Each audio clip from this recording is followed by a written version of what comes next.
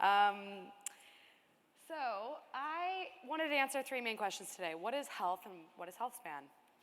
What causes it to decline? And how do you prevent them from happening prematurely? I was in medical school.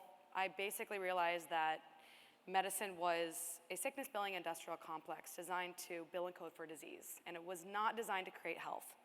And so once I recognized that, I realized there was a big part of my education missing, and I actually designed a course in medical school called Physician Heal Thyself, Evidence-Based Lifestyle, and it was my first foray into teaching all the things that were frankly missing from medical education, which was nutrition, lifestyle, fitness, sleep, stress, you name it, it was added because I saw it was really lacking, and it's still lacking.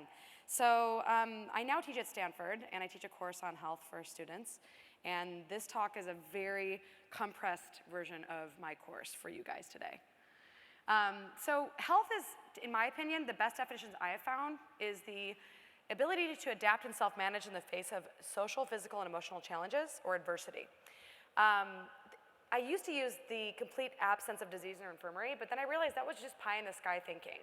That's not actually realistic. There's no complete absence of disease or infirmary. There's really only, in my opinion, a person who's able to bounce back when they're hit with something, or a person who falls apart and gets sick.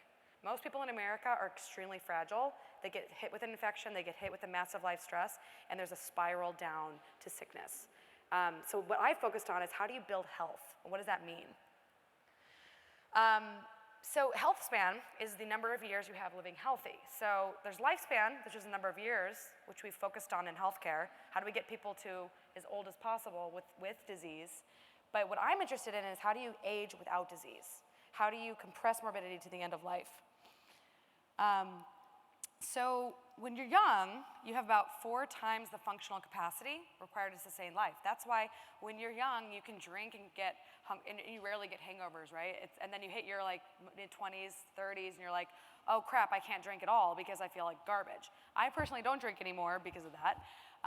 When you're young, you're really resilient. You bounce back. You get hit with an infection and you get better. But when you're older, your capacity declines. And when that happens, you get hit with an illness and you start, instead of wobbling up, you start falling over, and then you get drugs and surgery to prop you back up. That's medicine today. It's not true health. It's just fixing biomarkers to make you look like you're not sick. So in my opinion, health is a function of capacity. And so this is the main thing I've learned in my research in health, is that fundamentally, when you eat food and you break down food into substrates that go into your mitochondria, what it does is it generates membrane potential. So your mitochondria are not just power plants, but they are capacitors. So they make and they store charge. And the amount of capacity you have is directly correlated to the amount of mitochondrial function that you have, and that declines as you get older. And once you hit 50% of decreased mitochondrial function and capacity, that's when diseases emerge. So in order to basically be resilient, you have to build more mitochondria. And you have to throw out the bad ones through this process of mitophagy. We're going to talk a little bit about fasting. And then you want to build new ones through mitochondrial biogenesis. And this guy, Martin Picard, is, in my opinion, one of the most undiscovered but totally brilliant, life-changing researchers I've ever encountered, because he basically has elucidated how stress wastes your batteries, and other things like behavioral changes can build your batteries back up. And so when you have more batteries, you basically have enough energy to bounce back when you get hit with major stress. So more capacity means you have more energy to maintain the integrity of your structure. I used to be so interested in genetics. I thought genetics was everything. But now I realize that fundamentally your genes are being told what to do by your mitochondria. They are literally sending the signals, because they're signaling transducers as well as mitochondrial power plant, as well as power plants and capacitors. They send signals to the nucleus, and they tell the nucleus what to do. So to me, this is the frontier of medicine, is mitochondrial health. People thought it was genetics. We thought people live a really long age because they've just got good genes. Well, it turns out it's really only like 10% of your aging. And it's much more likely that people live older in clusters and families because of behaviors that they carry together. Because they're living the same way, they're eating the same way, they're carrying the same microbiomes because they're sharing food. They're doing all sorts of things together, and they're learning how to grow up together. And so that's part of the reason why certain people live older. It's not just genes, it's very much more related to our behaviors. So the old model, there's something wrong with the genetics, the genes must be screwed up.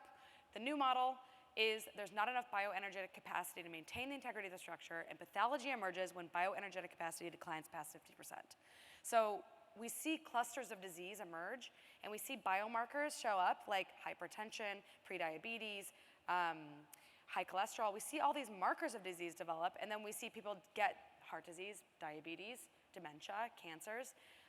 But this new theory is that basically it's about energy capacity. And if you imagine a building that has lost half of its power, do you think it's going to function very well? Let's say you lost half of the people running the building too. Okay, think of a home. Home built out of really healthy materials, really good materials, and has like abundant energy running it. It's gonna last. It's gonna stay functioning. And then you take a building. I mean, think about a hurricane, right? Like flood it with water, cut half the power, stuff starts breaking. That's the human body in a nutshell. So the goal is to square the health span curve. Basically to extend healthy years, and then we're still all likely gonna get some disease that's gonna kill us someday. I'm not one of those Silicon Valley people who are trying to completely avoid death, but I am trying to enhance. I'm definitely not in that camp. There's a lot of those people who are like, aging is a disease and we must fight death, and I'm just like, no, I'm not, no, sorry. There's like this thing called entropy. So anyway, but if you look at super centenarians and centenarians, they actually get the same diseases, they just get them in the last 3 years of their life. So that's what I want to live. I want to live a super healthy life and then go real fast. That's the way I want to go. So you know, if you look at these energy demanding organs, the ones that fail first are the brain, because that requires 20% of the body's energy. So when people start getting early cognitive decline in their 50s, that's a precursor disease state to dementia. Vision loss. Ever since I started fasting, I went from 20/15 vision to 15/15 vision. I have better hearing than normal. I literally have better senses than I had before. And all of this has like blown me away, and a lot of it has to do with health span extension practices I'm gonna tell you about. But I wanna avoid heart failure. My grandmother died of that. I wanna avoid sarcopenia. My other grandmother is in a nursing home because of that. And so the key is figuring out how to increase capacity over time. So the thing you need to know about increasing capacity is what are the things that decrease capacity first? This whole picture right here, again, Martine Picard, this paper just completely changed my life because basically it shows that all of the hallmarks of aging that we read about, the 9 hallmarks of aging, they're all downstream of these root causes, which is inactivity, overeating, and too much stress. It's that simple, guys. It really is that simple. So what do we gotta do? Well, we gotta deal with the fact that we've got impaired metabolism, right? And so how do we have impaired metabolism? We're in a constantly overfed state. If you overfeed a person, it damages mitochondria directly. Too much high-fat, high-sugar foods causes diabetes, period, end of story. That's the majority of the calories in the American diet, the top 5 sources of calories: pies, pastries, sodas, chicken dishes, and pizza. This is what people are eating: high-fat, high-sugar, high-carb foods. Those 2 things together literally overload the engines and they damage them. Okay, the other thing is we're always on the grid. So instead of having like this beautiful new home that's got its own energy production systems like hydroelectric power and solar, we're always connected to the grid. And the grid is the industrialized food system. The way to get off the grid is you start fasting and you start tapping into your natural stores of energy that you're designed to tap into. But we never flip the metabolic switch because we're always eating. And that's because we invented breakfast in American culture, Kellogg's did. We invented snacking through packaged processed foods, and we don't need either of those. And this idea that we all need to eat breakfast is a myth. Pretty much everybody can benefit from intermittent fasting. The only people I would say shouldn't do it are people who are underweight, or people who are pregnant or nursing, or people who want to get pregnant and are underweight and need to build up their fat stores. But generally speaking, we all need to fast more. And then missing parts. You can't have a functioning metabolism if you don't have the functioning nutrients that go into the metabolism to make the cycles run. So that's your vitamins, your minerals, your nutrients, your phytonutrients. All these things help it function optimally. Second thing, inactivity. Okay, so I was pretty sedentary in my 20s. I was a stressed out medical student sitting in front of a computer, researching and studying all day. And I rapidly experienced a health decline because I basically wasn't moving my body. And this concept called the adaptive capacity model basically states that your body responds to the signals it's being sent. And the signal that you're sending the body when you move your body and run or an exercise is make more mitochondria so I can have the capacity to do what I need to do because I'm putting the demand on my body, telling it that it needs to build capacity. What does your body do when you don't exercise? It decreases mitochondria because it's like, this is inefficient. Why would I build mitochondria if I'm not using the energy? So why would I actually, if I'm not gonna run around, like why do I need the mitochondria around? So literally your body adaptively reduces capacity as part of an energy saving strategy if you don't move. So you have to move your body if you want a healthy brain, period. You have to. And in fact, like most of my students in my class, because I hammer it into them that sedentary behavior is so bad, they end up standing for half my class. And oftentimes when I give lectures, people literally stop sitting and start standing because sitting literally is the new smoking. Sitting will ruin your health. And movement will increase your health. So stress. In an acute stress state, in the primitive times, acute stress was an adaptive response to enable us to run away from danger, to fight off infection, and to basically preserve glucose for the brain. That's stress hormone release, insulin resistance, and cytokine release. This is the adaptive stress response. This is here for a reason. The problem is that in modern times, we have stress from every direction. We're not running away from saber-toothed tigers. We're dealing with noise pollution, light pollution, lack of nature exposure. This is a generalized unsafety theory of stress, which is a brand new theory that I just learned about. It's about all the sources of stress that we don't even see and notice that are happening in our background. We have behavioral sources of stress. We have our phones in front of us. We have disrupted circadian rhythms. We have social stress from work and relationships. Basically, people waste our batteries or people build our batteries, one or the other. You have to choose who you spend your time with. And then PTSD is basically like having an energy drain that's in the background that's always draining your energy. If you don't deal with PTSD, it's gonna ruin your health. And then metabolic stress is processed food and sitting. So fundamentally, like we release this energy, we mobilize our energy, we get insulin resistant, but we don't use it. So we store it as fat. So we have this cycle of, unfortunately, chronic stress causing people to eat the wrong foods and then setting up the body for a state of metabolic disarray. But this is just really key to hammer in. Like your body's always trying to protect you. And so insulin resistance is not a bad thing in an acute state. It's a bad thing when it's chronic. It's a bad thing when you have too much insulin output in the context of a high stress environment. And then eating packaged processed high sugar, high fat foods, this is what causes disease, people. It's not that complicated, and yet we still haven't figured out how to fix it. So by now, you've got this kind of understanding, but the real question is how do we build physiologic resiliency so that people can bounce back when stress hits them, when people can bounce back when they get hit with infection. So if nutrient excess causes disease and impairs resiliency, then from a first principles perspective, guys, the things that preserve resiliency are the opposite. Calorie restriction through fasting and exercise, right? Inactivity, overfeeding causes disease. Fasting and movement reverses disease, chronic lifestyle-related diseases. Not all disease, but a lot of diseases.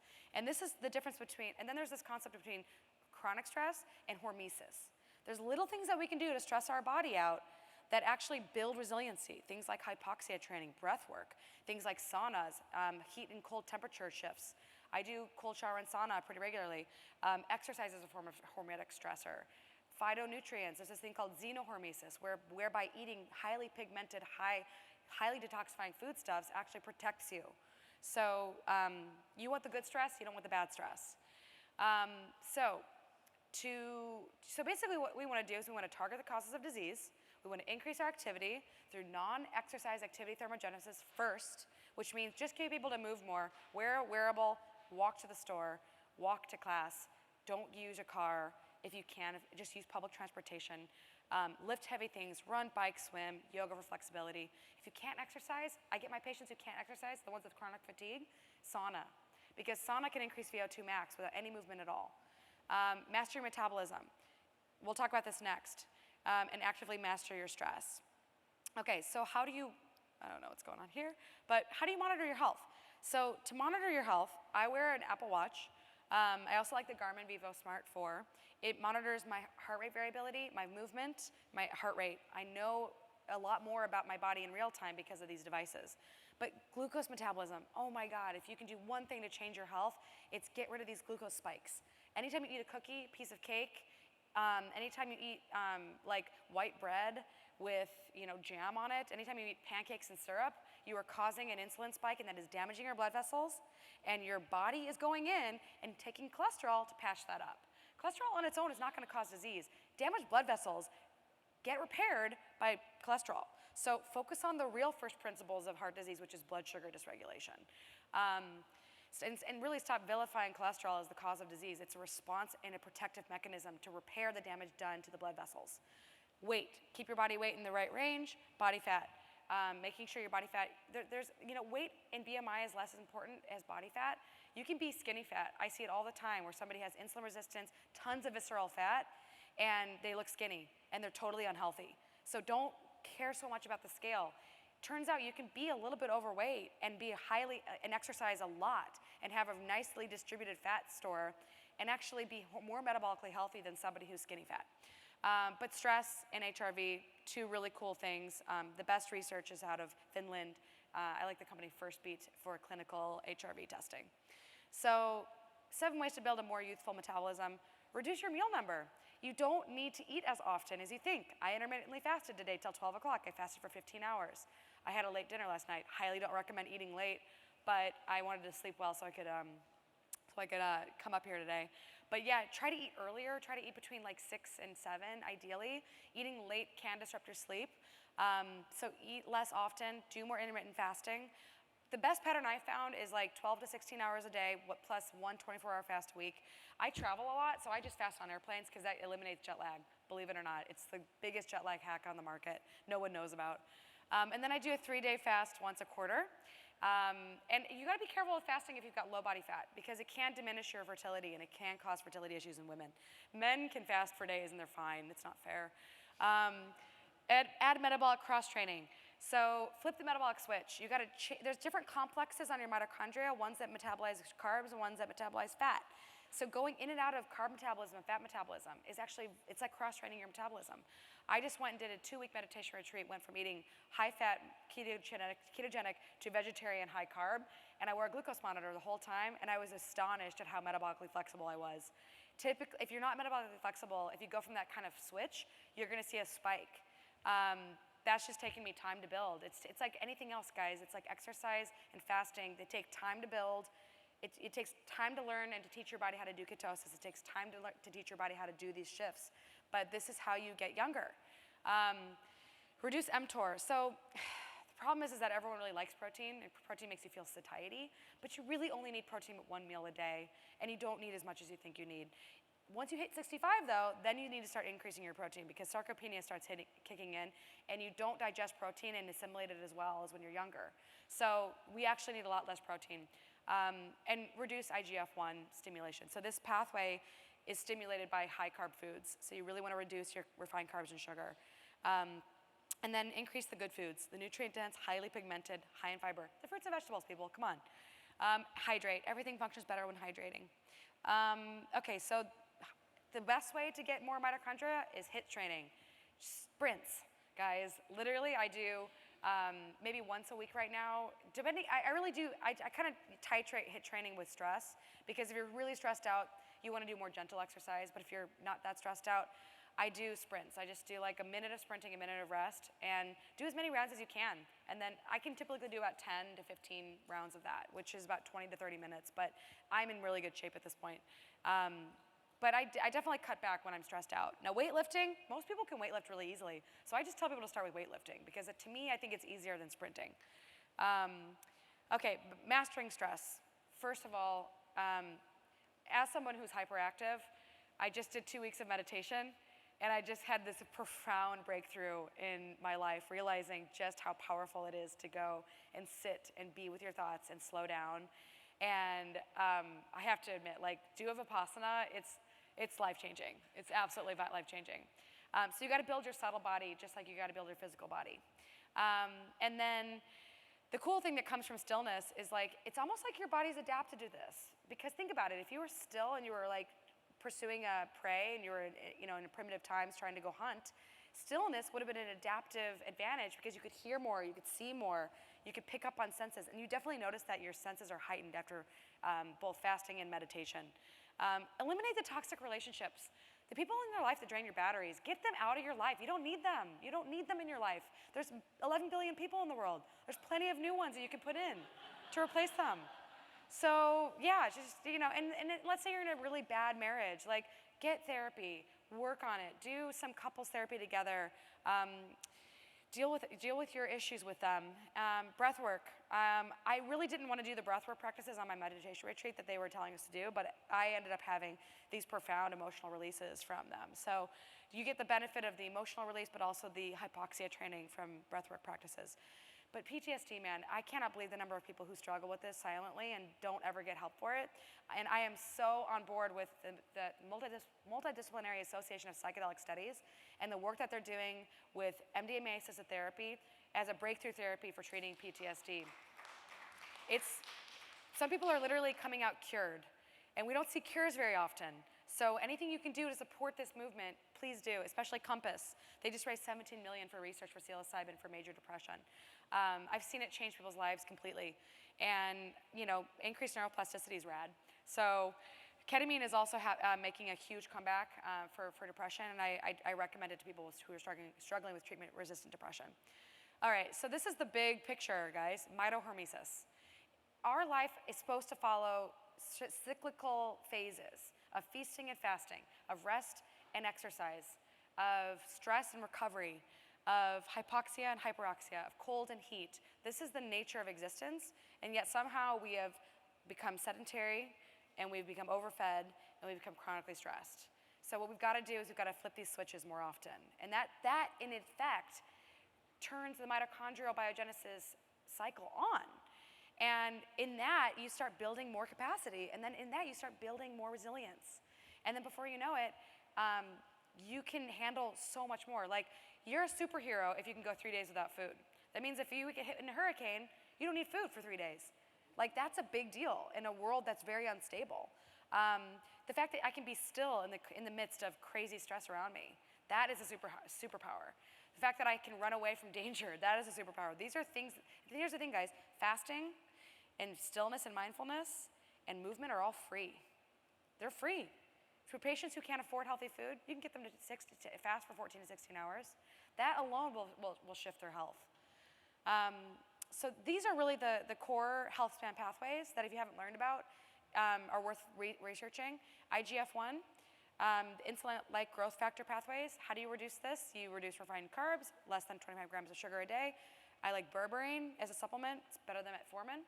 And limiting your dairy, which secretes too much insulin. AMPK activation through exercise, through moderate alcohol, like less than 1 glass a day. Fiber, apple cider vinegar before meals, curcumin. Dietary restriction is what it is. I don't like prolonged calorie restriction. I'm much more into cyclical intermittent fasting. And then sirtuin activation, it's the anti-aging pathway. Resveratrol, NAD+, quercetin. mTOR inhibition, limiting protein. We don't need as much meat as we think we do, and we'll probably save the planet if we stop eating so many animals. So yeah, this is me. This is my number. This is my email. This is my phone number. Feel free to contact me and connect, and thank you. Thanks.